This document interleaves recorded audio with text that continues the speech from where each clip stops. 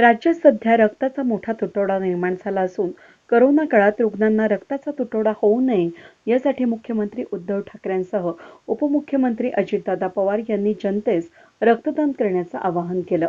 त्यांच्या आवाहनाला प्रतिसाद देत इगतपुरी राष्ट्रवादी काँग्रेस पक्षाचे राष्ट्रीय अध्यक्ष शरद पवार यांच्या 80व्या वाढदिवसानिमित्त प्रदेश उपाध्यक्ष फिरोज पठाण, जिल्हा उपाध्यक्ष महेश शिरोळे, शहराध्यक्ष वसीम सय्यद यांच्या वतीनं रक्तदान शिबिराचं आयोजन करण्यात आलं होतं. यावेळी मोठ्या प्रमाणात रक्तदात्यांनी रक्तदान केलं.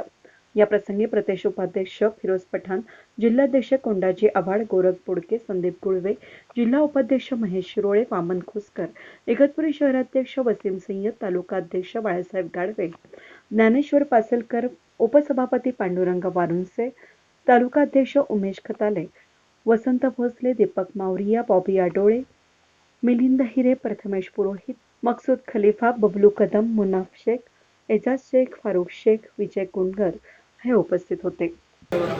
सर्व राष्ट्रवादी काँग्रेसचे अध्यक्ष आदरणीय शरदचंद्रजी पवार साहेब यांचा 80वा वाढदिवस नुकताच पार पडलेला आहे.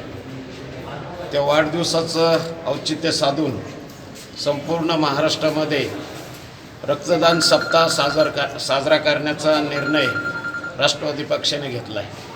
त्याच्यामुळं गेले 8 दिवस जवळजवळ संपूर्ण महाराष्ट्रामध्ये प्रत्येक गावामध्ये, प्रत्येक जिल्ह्यामध्ये रक्तदान शिबिरे आयोजित केली जातात.